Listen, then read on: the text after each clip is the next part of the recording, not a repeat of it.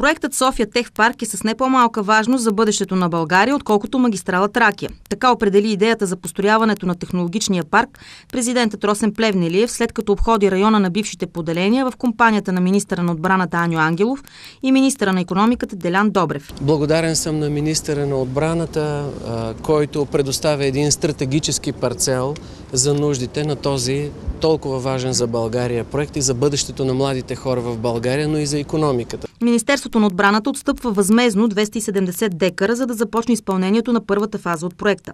По сметката на военното ведомство ще постъпят 5 милиона лева, които ще обезпечат преместването на батальон логистика на друг терен.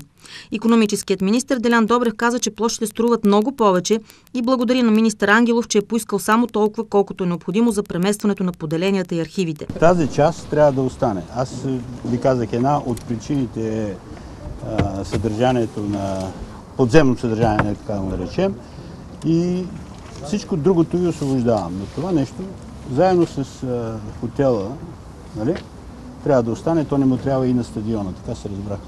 Финансирането на първи етап от разработването на проекта ще бъде по оперативна програма «Конкурентоспособност» и ще е на стойност около 50 милиона евро. Целта на екипа, работещ по проекта, е до 2015 година да функционира първата част от парка. Идеята е да се запазят зелените площи, като около тях се изградят нови сгради с различно предназначение. Ще бъде изграден и стадион.